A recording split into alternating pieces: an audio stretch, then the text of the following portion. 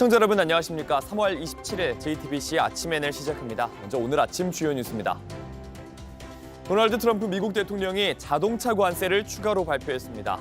한국 자동차 산업에 큰 파장이 예상되는데 다음 달 2일부터는 상호 관세까지 예고돼 관세 전쟁 더 심해질 걸로 보입니다. 경남 산청에서 하동으로 번진 불이 지리산까지 위협하고 있습니다. 불길이 지리산 국립공원의 경계를 넘으면서 산림당국은 필사적으로 방화선을 구축하고 있습니다.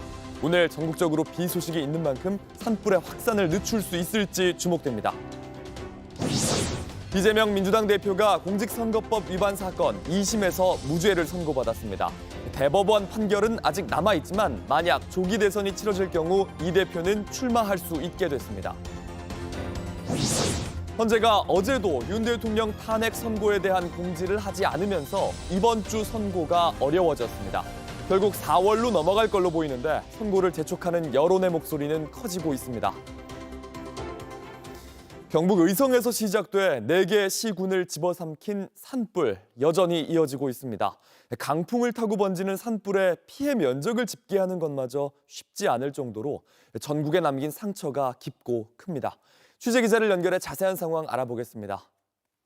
이승환 기자, 산불이 다른 지역에서도 또 났다고요? 네, 밤샘 진화가 이어지고 있지만 건조한 날씨에 강한 바람까지 불면서 산불이 계속 커지고 있습니다. 한때 80%를 넘던 진화율은 어제 오후 6시 기준 경남 산청 하동 77%, 울산 울주 온양 68%를 기록하고 있는데요. 이미 산불 피해 규모가 서울시 면적 절반에 이르는 3만 헥타르를 넘어선 가운데 경북 의성에서 시작해 안동, 청송 등으로 번진 산불의 경우 진화율이 23.5%로 떨어졌습니다.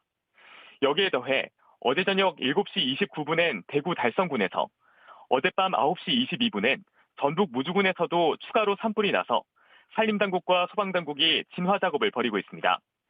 이처럼 곳곳에서 산불이 잡힐 기미를 보이지 않고 있는 가운데 사상자도 눈덩이처럼 늘고 있습니다. 안동에서 80대 남성이 불탄 집에서 숨진 채 발견되는 등 지금까지 산불로 인한 사망자는 26명으로 늘었습니다. 아직 집으로 돌아가지 못한 이재민도 9,300여 명에 달합니다. 네, 산불 진화에 나섰던 헬기가 추락하는 일도 있었죠. 어제 낮 12시 51분쯤 경북 의성군 신평면 한 야산에서 산불 진화를 하던 헬기가 추락했습니다. 이 사고로 40년 경력의 70대 베테랑 조종사가 숨졌는데요. 산불 연기 때문에 시야 확보가 어려웠고 바람이 강하게 분 게 헬기 조종을 어렵게 한 것으로 보입니다. 산림청은 사고 직후 모든 진화 헬기의 운항을 중단했다가 산불 진화율이 떨어지자 약 2시간 만에 재개했습니다. 산불이 장기화하면서 사람도 장비도 한계에 가까워지고 있는 상황입니다. 그나마 오늘 비 소식이 있는데 이게 진화에 도움이 될까요?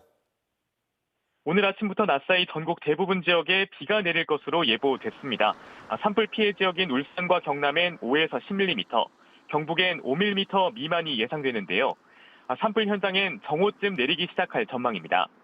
양이 많진 않지만 그래도 진화엔 도움이 될 것으로 보입니다. 산불 확산의 원인인 마른 낙엽이 수분을 머금게 되면 산불 확산 속도가 더뎌지고 잔불이 되살아날 가능성도 크게 낮춰주는 겁니다. 3년 전 경북 울진에서 발생한 대형 산불도 좀처럼 꺼지지 않다가 비가 내린 뒤 주불이 잡혔습니다. 산림당국은 비 소식이 있는 오늘 가용자원을 총동원해 주불을 잡는 데 총력을 기울이겠다는 계획입니다. 지금까지 보도국에서 JTBC 이승환입니다. 경남에서도 산청에서 시작된 불길이 하동을 넘어 지리산까지 번졌습니다. 서울의 3분의 2 면적인 지리산 국립공원까지 혹시 불길이 닿을까? 산림당국은 방화선을 구축하는 데 필사적입니다. 정진명 기자입니다. 산 곳곳에서 휘뿌연 연기가 치솟습니다. 지리산과 인접한 경남 산청 구곡산 정상 지점입니다. 구곡산에서 지리산 천왕봉까지는 8.5km. 불길은 능선을 넘어 지리산 국립공원 경계를 넘어섰습니다. 불의 길이는 300m로 추정되지만 정확한 피해 면적은 나오지 않았습니다.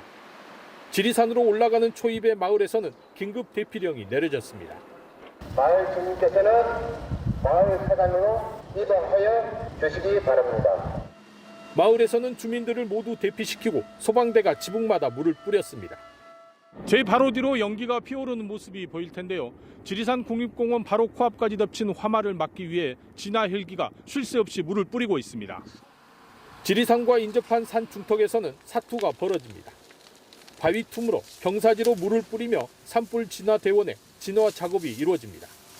불을 끄고 뒤돌아서면 낙엽층 아래서 다시 불이 붙는 데다 지형도 가팔라 진화가 쉽지 않습니다. 이 낙석도 있고 그래서 위험하게 엄청 위험하거든요. 그래서 올라가서 끄고 와도 또 바람 불면 또 꺼져버리고 하니까. 우리나라 최초의 국립공원인 지리산은 면적만 서울의 3분의 2에 달합니다. 바람마저 지리산 방향으로 불고 있어 산불이 확산될 우려가 커지고 있습니다. 산에 더불어서 먹고 사는 사람인데 산에 다 타면 뭐가 먹고 살겠습니까? 진짜 탑니다, 타. 산림당국은 중단됐던 헬기 진화를 다시 시작하고 지상에서도 지리산 국립공원 직원 등을 동원해 방화선을 구축하고 있습니다. JTBC 정준영입니다. 산불을 피해 도망치는 과정은 전쟁을 피하는 것이나 다름없었습니다. 불을 피해 계곡물에 몸을 담궈 기적처럼 살아나기도 했습니다. 현장을 정영재 기자가 취재했습니다. 사방에서 몰아치는 붉은 화마에 불을 끄던 호스를 버리고 달아납니다.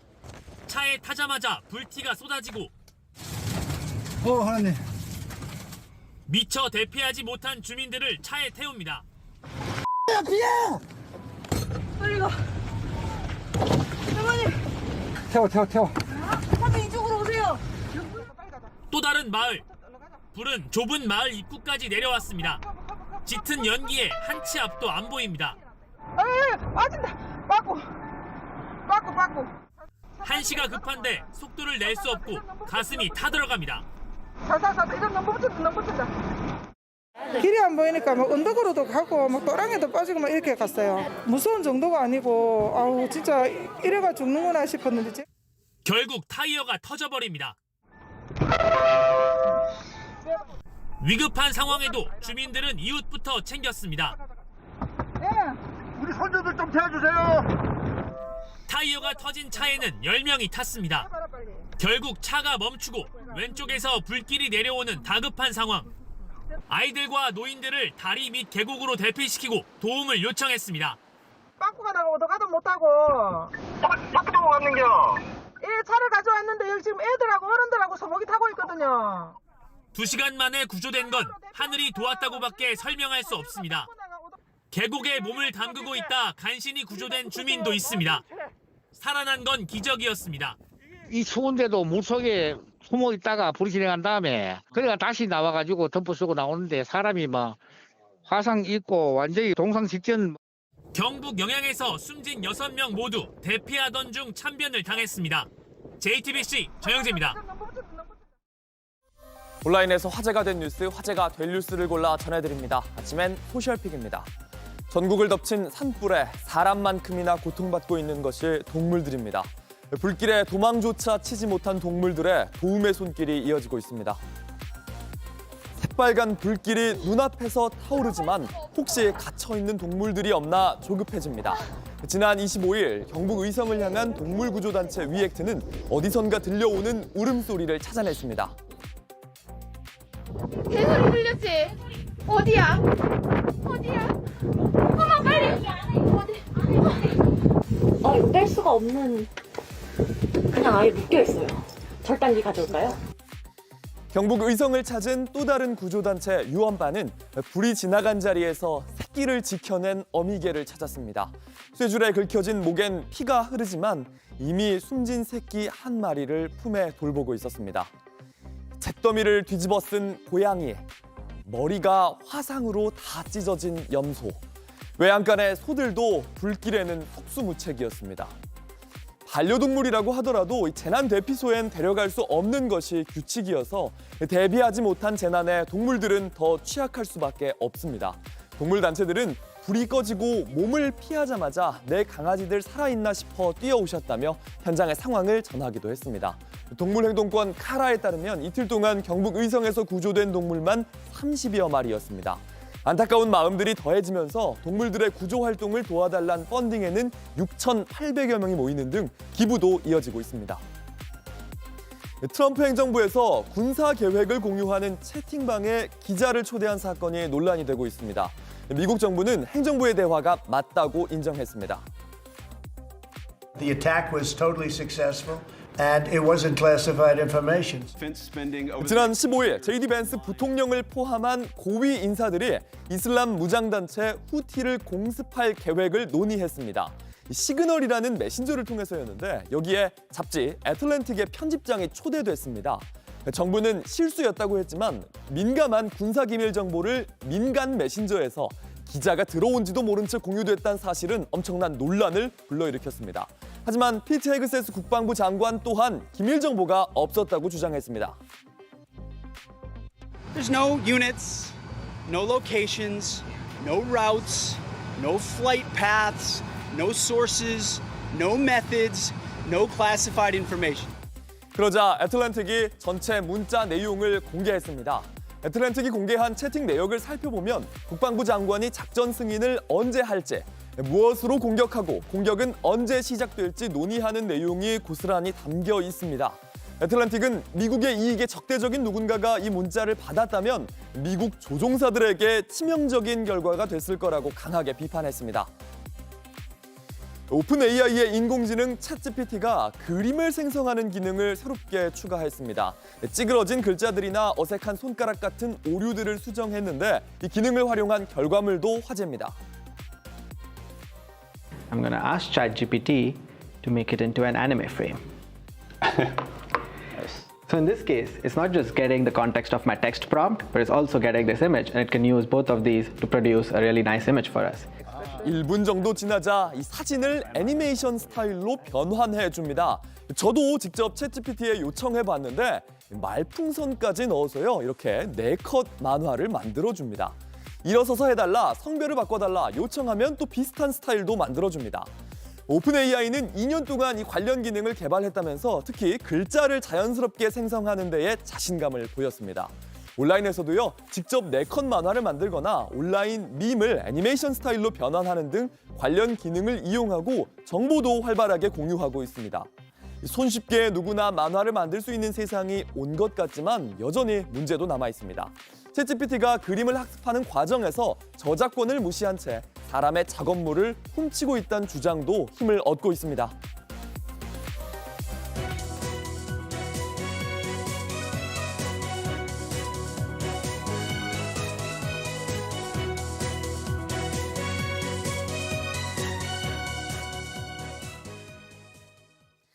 트럼프 미국 대통령이 미국으로 수입되는 모든 자동차에 25% 관세를 부과한다고 발표했습니다. 자동차는 대미 수출품 가운데 가장 비중이 큰 만큼 우리나라도 타격이 불가피합니다. 현대차는 31조 원의 대미 투자 계획에 이어 미국의 현지 자동차 공장을 준공하면서 대응에 나섰습니다. 정강현 특파원이 현장 취재했습니다. 트럼프 대통령이 현지 시간 오늘 미국으로 수입되는 모든 자동차에 25% 관세를 부과하겠다고 밝혔습니다. 다음 달 2일 시행되는 상호 관세와는 별도로 자동차에 또 다른 관세를 매기겠다는 겁니다. 미국과의 자유무역 협정에도 불구하고 한국에서 수입되는 자동차 역시 관세를 피할 수 없게 됐습니다. 현대차는 선제적인 대응에 나섰습니다. 앞서 31조 원의 대미 투자 계획을 밝힌 데 이어 오늘 미국 내 세 번째 공장인 조지아주 메타플랜트 아메리카 준공식을 열었습니다. Our unwavering belief in this community and in strengthening the America auto sector is what inspired Hyundai's plans for Metaplant from the start. 메타플랜트엔 로봇이 중심이 된 첨단 제조 라인이 구축됐습니다. 미국 조지아주 엘라벨에 위치한 현대차 메타플랜트 아메리카 생산 현장입니다. 이곳에서만 연간 30만 대가 생산돼 미국 시장에 곧바로 공급될 예정입니다. 현대차 그룹은 지난해에만 미국에 171만 대를 팔았습니다. 메타플랜트를 기점으로 미국 내 생산을 연간 최대 120만 대까지 늘리겠다는 방침입니다. 미국 내 생산이 획기적으로 늘어나는 만큼 관세 영향이 최소화될 것으로 보입니다. Hyundai will be producing steel in America and making its cars in America, and as a result, they'll not have to pay any tariffs. 특히 현대차는 각종 부품과 배터리 계열사 등도 미국 현지 공장에 함께 입주시킬 계획입니다. 새로 나온 자동차 관세 정책과 맞물려 미국 현지화 전략이 더 확대되는 셈입니다. 또 관세 발표 이후에 계속 협상을 개별 기업으로도 해나가고 또 정부에서 주도적으로 해나가야 되기 때문에 그때부터가 이제 시작이 될 거라고 생각하고 있습니다. 그래서 미국 조지아주 엘라벨에서 JTBC 정강현입니다. 민주당 이재명 대표가 공직선거법 위반 사건 2심에서 무죄를 선고받았습니다. 재판부는 허위사실공표죄에 해당하지 않는다고 봤습니다. 이 대표가 정치적 위기에서 일단 벗어났는데 윤 대통령의 탄핵 심판은 아직도 선고일이 정해지지 않았습니다.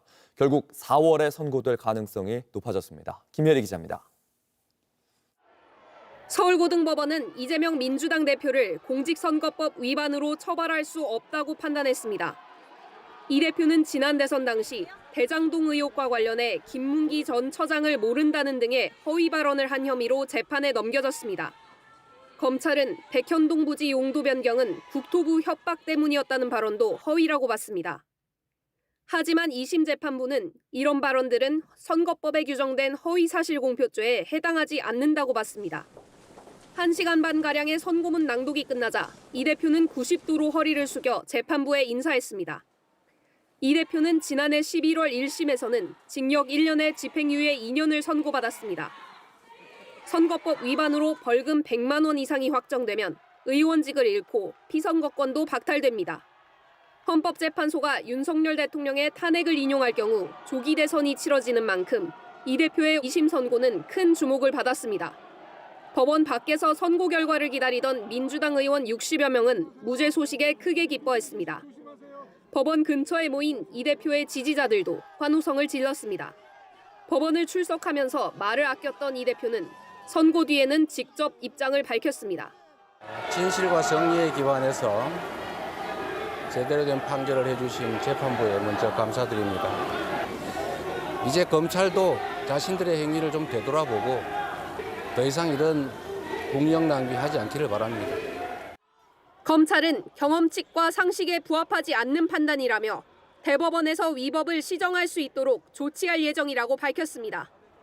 JTBC 김혜리입니다. 윤 대통령 지지층은 사법부가 이 대표에게 면죄부를 주려고 한다고 주장했습니다. 두 사안이 완전히 별개의 사안인데도 이 대표에겐 무죄를 주고 윤 대통령 탄핵을 인용하려고 한다며 헌법재판소에 압박 수위를 높였습니다. 최규진 기자입니다. 국민의힘은 이재명 대표의 2심 선고 결과와 윤석열 대통령의 탄핵 심판은 무관하다고 선을 그었습니다. 오늘 판결이 대통령 탄핵 심판에도 영향을 좀 미칠 걸로 보시죠? 그거하고는 전혀 별개의 사안이기 때문에 아무런 영향은 없다고 봅니다. 실제 이 대표 재판은 형사재판이고 윤 대통령 탄핵 심판은 헌법 위반 여부를 판단하는 완전히 별개의 재판입니다. 이 대표 재판은 지난 2022년 검찰의 기소로 본격적으로 시작됐고 윤 대통령 탄핵 심판은 지난해 12월 국회에서 탄핵소추안이 통과되면서 개시됐습니다. 두 재판은 서로 관련된 사안도 없습니다.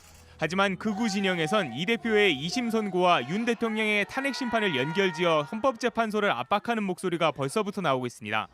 좌파 세력에 장악된 사법부가 이 대표에게 면죄부를 주고 윤 대통령 탄핵을 인용하려고 한다는 겁니다. 대한민국 사법부가 개판이라는 것이고 대한민국이 종북 좌파 세력에 의해서 끌려다니고 있다는 걸 또 한 번 보여준 것이고 윤 대통령 탄핵 심판을 안심할 수 없다며 헌재를 더 압박해야 한다는 말도 나왔습니다. 윤석열 대통령 탄핵 심판도 우리가 안심할 수 없다. 이번 주 토요일 광화문으로 다시 모여야 된다 이겁니다. 또 윤 대통령이 복귀하기 위해서 헌재가 기각 또는 각하 결정을 내려야 한다는 주장으로도 이어지고 있습니다. 윤 대통령 탄핵 심판 선고가 예정보다 늦어지고 있는 가운데 극우 진영의 비논리적인 헌재 압박은 더 거세질 거란 분석이 나옵니다. JTBC 최규진입니다. 헌법재판소는 윤석열 대통령 탄핵 심판 선고일을 결국 다음 주로 미루게 됐습니다. 월요일이 3월의 마지막 날인 점을 감안하면 선고는 4월에 나올 가능성이 커졌습니다. 선고의 마지노선은 4월 18일, 2명의 재판관이 퇴임하는 날입니다. 이재승 기자입니다. 윤석열 대통령 탄핵 사건에 대한 헌법재판소의 끝모를 고심이 이어지고 있습니다. 탄핵안이 가결된 지 100일이 훌쩍 지났지만 헌재는 어제도 선고일을 알리지 않고 있습니다. 최소 이틀 전 기일을 통지해온 전례를 고려하면 이번 주 선고는 사실상 불가능합니다. 때문에 지난주만 해도 가능성이 커 보이지 않았던 4월 선고설이 현실화하는 분위기입니다. 헌재가 오늘 또는 내일 기일을 정할 수도 있지만 이 경우 주말 사이 결정문 내용이 유출될 수 있고 탄핵 찬반 집회가 과격화될 수 있다는 점에서 선고일을 다음 주에 잡을 것으로 보입니다.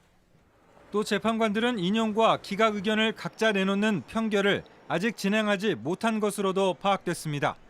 선고 기일이 예고되려면 평결이 이뤄져야 하지만 아직 그 과정에 이르지 못한 겁니다. 전원 일치 결정을 위한 조율을 하다 보니 시간이 더 걸리고 있다는 분석과 함께 헌재 내부 이견이 생각보다 큰 게 아니냐는 주장이 나옵니다. 다만 마지노선은 있습니다. 법조계는 문영배 헌재소장 권한대행과 이미선 재판관이 퇴임하는 4월 18일 이전에는 선고가 이뤄질 것으로 보고 있습니다. 그 전에 결정을 못하면 헌재는 다시 6인 체제가 돼 선고가 불가능합니다. 마은혁 후보자가 임명되면 7인이 되지만 한덕수 대통령 권한대행이 언제 임명할지 알 수 없는 상황입니다. 권한대행님 혹시 마은혁 재판관 임명 여부에 대해서는 혹시 이제 곧 또 뵙겠습니다. 네. 대통령 구제 상황을 빨리 해소해야 한다는 목소리가 이어지는 가운데 헌재 선고가 지연되면서 혼란이 커지고 있습니다. JTBC 이재승입니다. 불경기가 이어지고 있지만 국회의원 10명 가운데 8명은 재산이 늘어난 걸로 나타났습니다.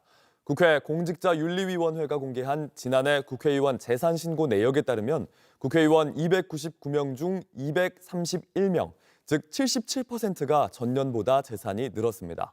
특히 162명이 1억 원 이상 늘었다고 신고했고 5억 원 이상 늘어난 의원도 13명으로 파악됐습니다. 가장 많은 재산을 신고한 사람은 1,367억 원을 신고한 국민의힘 안철수 의원입니다. 고위공직자 재산 신고도 이루어진 가운데 윤석열 대통령은 내란 혐의 수사에 따른 구금으로 신고가 미뤄지면서 추가로 신고할 예정입니다. 날씨입니다. 오늘은 전국 곳곳에 단비가 내리겠습니다. 예상 강우량은 5에서 10mm가량으로 많지 않겠지만 산불 피해를 줄이는 데 도움이 되기를 기대합니다. 낮 기온은 서울과 대전 20도, 대구 24도 등으로 어제보다 3도에서 7도가량 낮겠습니다. 내일부터는 기온이 더 내려가 당분간 평년 기온을 밑도는 꽃샘추위가 찾아오겠습니다. JTBC 아침 N을 마칩니다. 내일도 7시 반에 아침을 열겠습니다. 시청해주셔서 감사합니다.